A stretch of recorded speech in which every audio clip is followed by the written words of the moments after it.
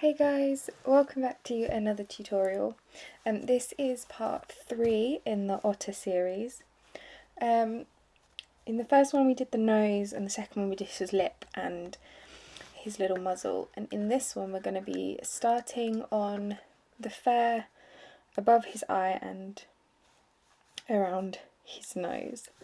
So I'm going to start off by taking out the outline of his eye just here, and then I'm going to look at my reference because he's got his eye closed in the reference. I'm just going to put in, I need to sharpen my pencil.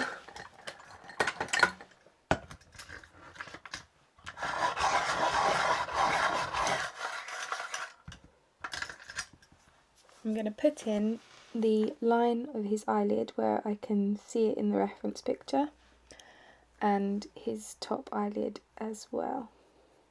Now, although he has got his eye closed, there is a very slight marking on the inside where you can actually see his eye. So I'm just going to fill out his eyelids so they're not completely flat, like that. And just gently outline the darker fur that I can see around his eye here. Because his fur is wet now, and we're getting into the real wet fur, it is in lots of clumps, so you can see the dividing marks. I'm then going to use my silver grey Pablo on the inside where I can see the very tiniest part of a highlight. So I'm just going to put that in, pressing fairly hard, along with a bit of cobalt blue, which is this really nice blue colour, because in the highlight it's got a very slight blue tint. So I'm just going to do that. I'm then going to use my walnut brown to go around the highlight and fill in very carefully because it's such a small area of where I can see his eye, like that. I'm just going to sharpen my pencil slightly on a piece of sandpaper. I like using sandpaper because I can get a really fine tip again without wasting lots of the wood casing. So I'm just putting that in like so, and then I'm going to go in with my Pablo Cocoa again and start filling in the darker fur around his eye.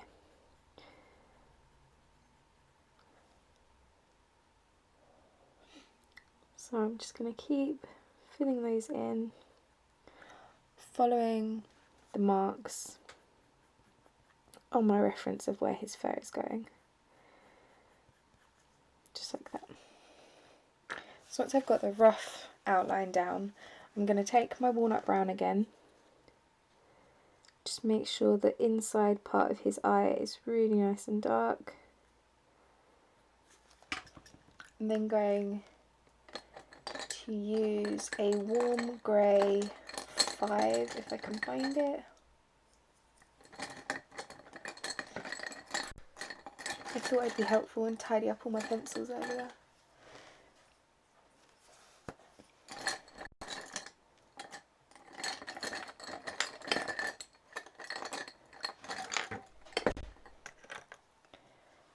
Okay, so I've got warm grey 6, and I'm going to put back in the mark of his eyelid again, just like that, and then fill it in.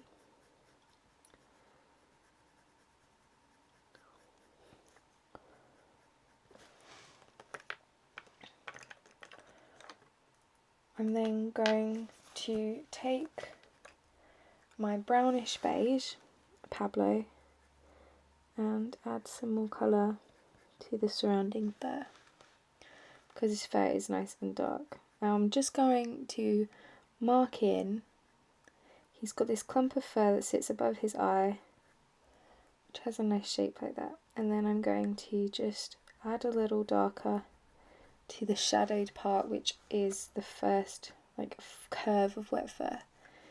So I'm just going to put those in, and I'm going to do the same underneath his eye. So he's got a clump of fur which comes down here, and I'm going to fill in that shadowed area a little bit, just like that.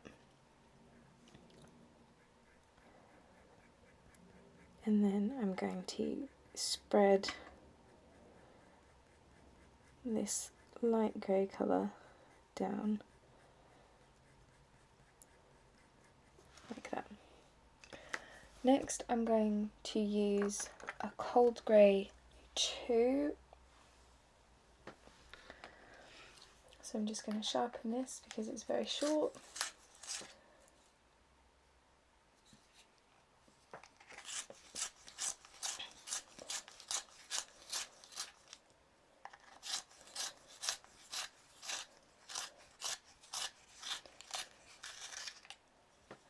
So I've got my cold grey 2, and I'm going to add this to the top part of that first curve of fur.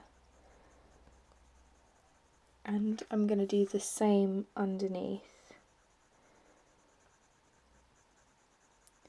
Now I'm using cold greys because, as I said in the other video, his fur is reflecting the light from the sky around it because he's wet, so he's very reflective. So by using the cold greys where they've got the blue tone to it, they help just give it that depth and reflection. So I'm then going to use my walnut brown and start following his fur around. So his fur goes in this sort of shape. So it comes from his eye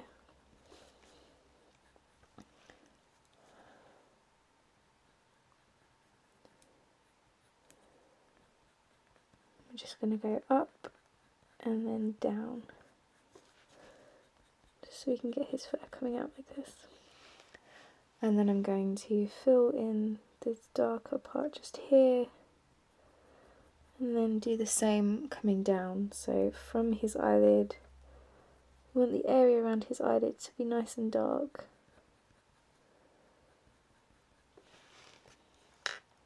So once I've done that, I'm then going to take my dark sepia, which I'm going to sharpen on the sandpaper again.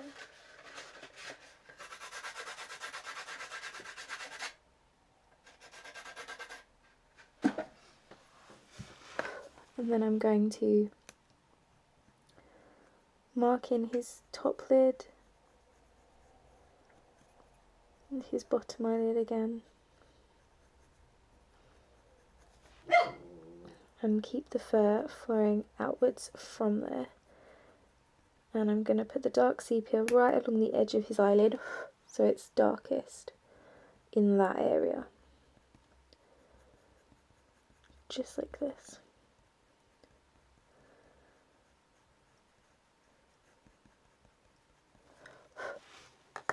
Then I'm going to take my Prismacolor white and just put that highlight just right at the top there. So you've kind of got the illusion that his eye is very nearly completely closed. I'm then going to take my Prussian blue and just add in the tiniest little bit along his eyelids and along the really, really dark area of the fur, just like that.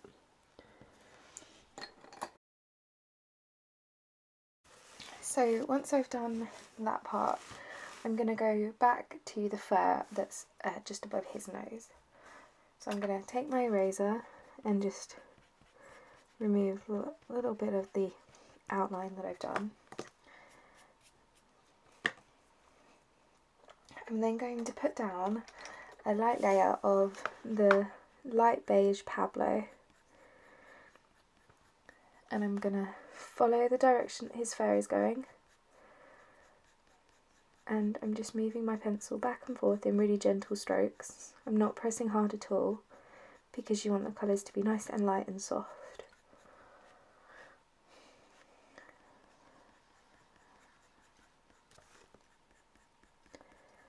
I'm going to do the same around here.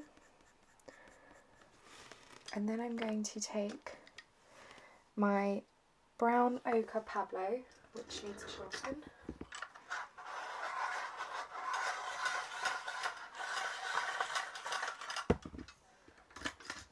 So I'm just going to take a little bit of this brown ochre and I'm going to add in the little fur marks that I can see that are the lightest brown colour. And I'm going to use this as my base for the darker shades. So I'm just putting that in. I want to keep my strokes nice and light because obviously you don't want to press too hard because it will take away the illusion of him being soft. It will start making him look a bit too harsh. So I'm just lightly putting that in. And if I want an area to be darker, I will darken it with more layers. So I'm just doing that. His fur goes up here, so he's got this really fluffy like muzzle part. So I'm just going to show you the line it follows. It goes up here and then comes down like this. And all of this is really fluffy, and this is where it starts to go very wet and clumpy. So I'm just going to put that rough shape in so you know where the directions of the fur are going.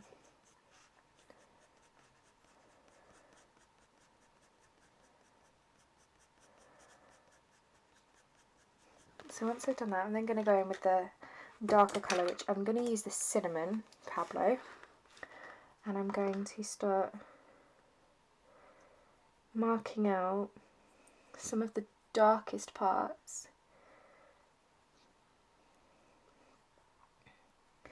because while this is a nice rich colour, I can use it to put down the darkest patterns, because it will still keep it all together because it's not like completely dark yet, but it helps me block out the colours without making them too harsh, because obviously I will go over them with the other shades. Now around his whiskers, same as with cats, if you look at a cat, because you're probably more likely to find a cat than an otter, where their whisker goes into their face, the fur around it is slightly dipped, obviously because it's going in, so there's a shadow around it. So you can see where I've just done these little blocked marks, so I'm just going to shade those in lightly with the Pablo,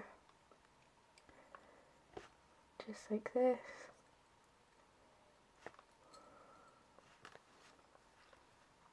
Especially as he's wet, these bits are slightly raised, so I'm marking out the dark parts ready to add the rest of the colour to. So this is where the shadows are falling on his fur the most, like that.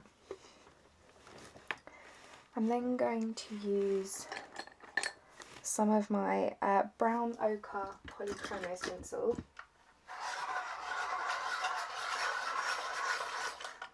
which is a slightly richer colour than that one if you compare the two. This one's more brown and this one's more gold. So I'm just going to use a bit of this just to richen that colour up a little bit. And I'm just paying attention that I put the browns in the right place. Obviously because his muzzle is white, I don't want to overcolour with the browns. So I'm just putting those in.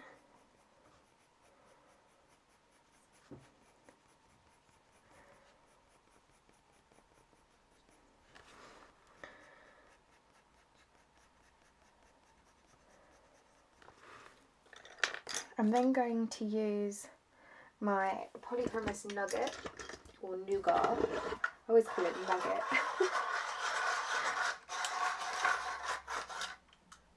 I need to empty my pencil sharpener.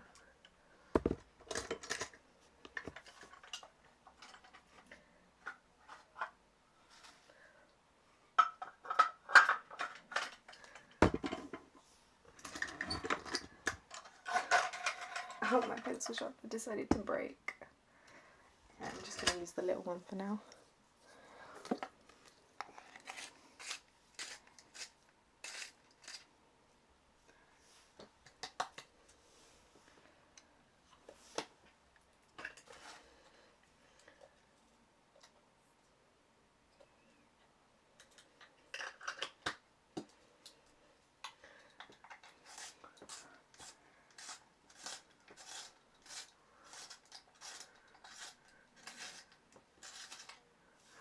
Okay, so I'm going to take the nougat and mark in those dark parts again. I'm still not pressing hard at all, just nice and lightly.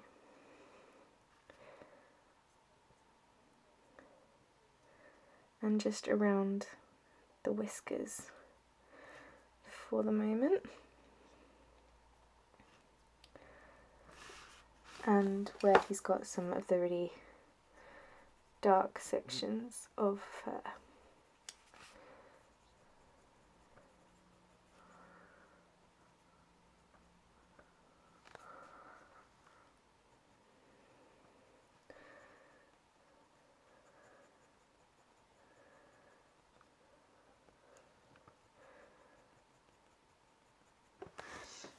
So once I've done that, you can see he looks quite gold, where in the picture he is very dark brown and very grey. So now I'm going to start building up the darker colours.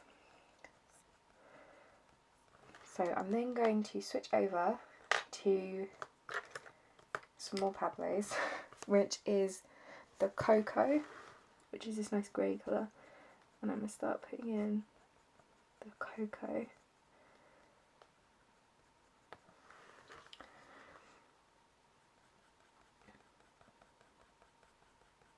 And again, I'm always following the direction that the fur is going, keeping an eye on the clumps of fur and the way they fall on his face.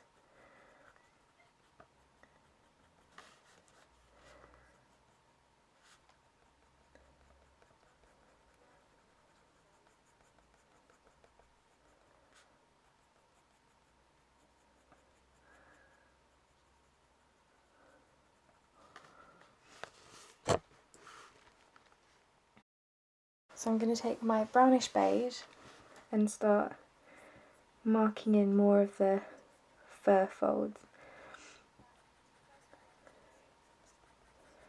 so I can add to the shadows, which will make his fur look more textured, where it is so dark in some places from being wet.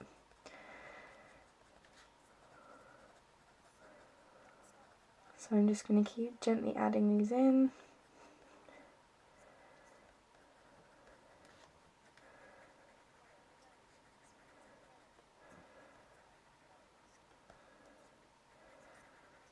And you can see gradually as you add more of the markings that he starts looking less brown. Now I'm just going to go across the top of his head lightly with this colour and bring it down the top of his head, because it's got that nice warm tone. I'm then going to go over it with the cocoa so it's slightly more grey.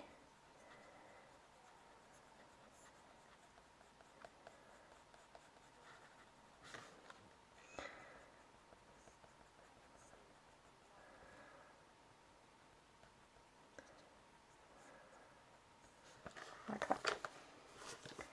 And I'm just going to continue to repeat this in the darkest areas, so more of the cocoa in these little clumps.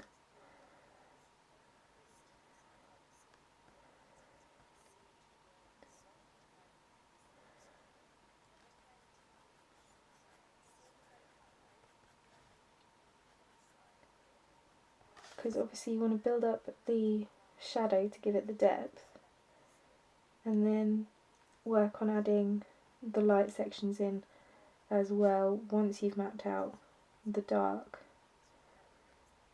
So I'm just going to keep putting those in.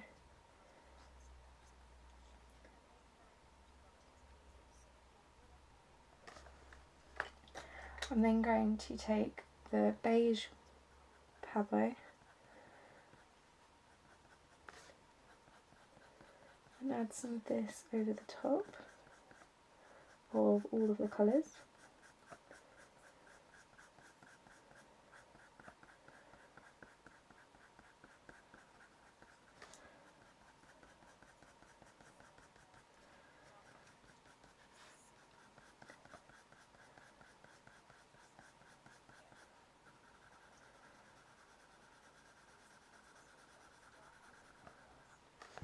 And then I'm going to add some more of the pinky colours. So I'm going to take my burnt sienna luminance and add some of that on as well.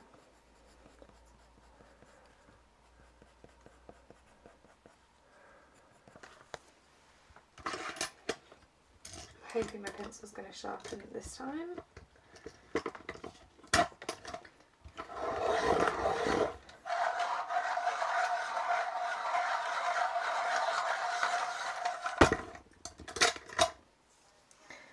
So yeah, I'm going to add this in and find the line where she was darkest and add more of her along there, or him.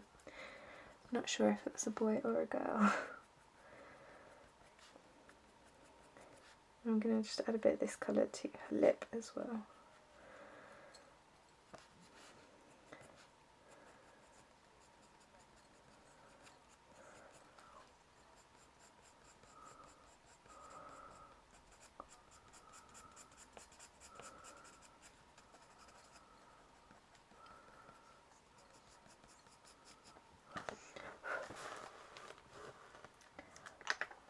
And then I'm going to start adding my my darker browns. So I'm going to use Van Dyke Brown to start really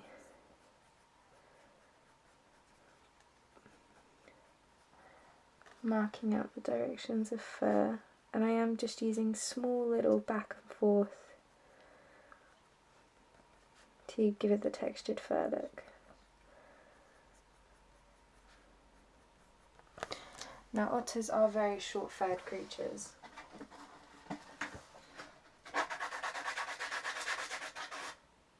so you don't want to do really long strokes. You want to keep them nice and short, otherwise they'll end up looking too fluffy.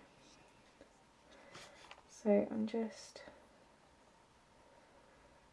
putting these in, and there is quite a lot of texture in this part. So I'm just going to put in the darker areas again and start building up the textured parts and the textured areas, because her fur is going in some funny directions around here. This is why it's important to look at your reference picture. Now obviously not every single hair stroke has to be in exactly the same part as your reference, but it does help to get sort of the rough idea of where everything is supposed to go.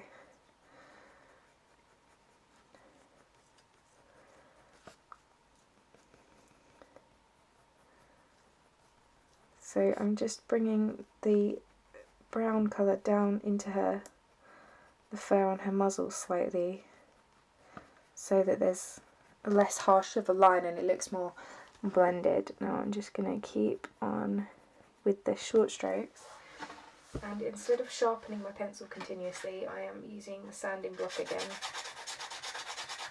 to keep a nice sharp point without ruining my pencil. So I'm just adding in more of those little details, and obviously because I've put in the patches of dark fur already, as I go over it with the actual fur texture, I already know where my shadows are, so I already know where to put a few more layers to divide up the clumps of fur. I'm probably rambling and not making much sense, but I hope you can understand what I mean.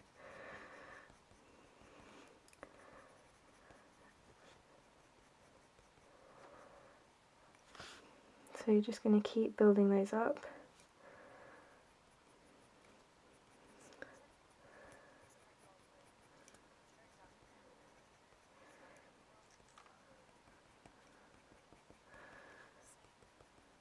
Like this.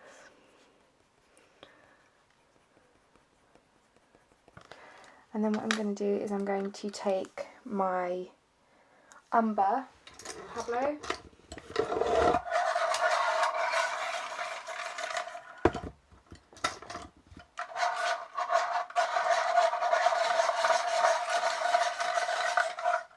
which is a nice rich brown, and I'm going to add that on top into the real dark parts and the real dark clumps of fur where the shadows are. I'm going to add that in.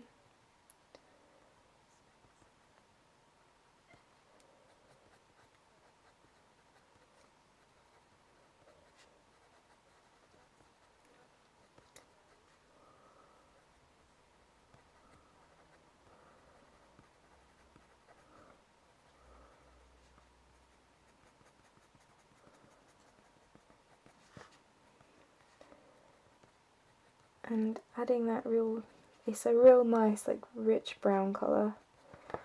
And I'm then going to just go over the top of his head, and he's got some little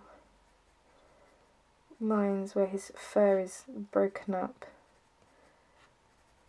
So I'm just going to add them in as well. You can see a few of them around here where my hand's gone over, so I'm just going to put them in lightly.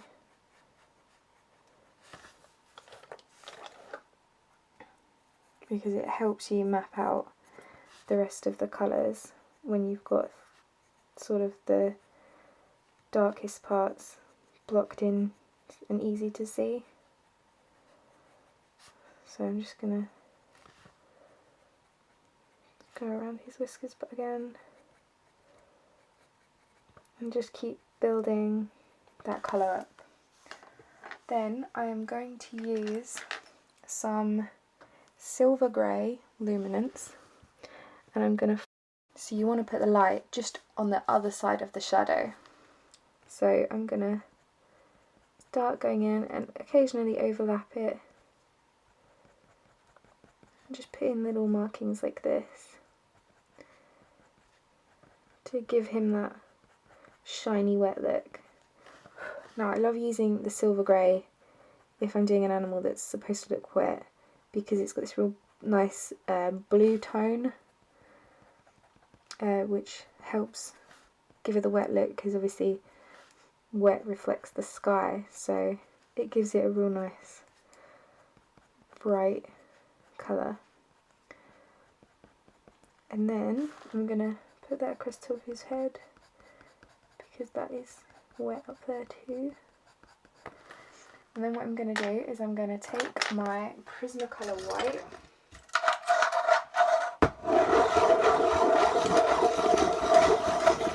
which I found is the best white, and I'm then just going to add in some small little hair marks just over the top, and I'm twisting my pencil and doing the ones around his nose in different directions, because the fur is like overlapping and going different ways.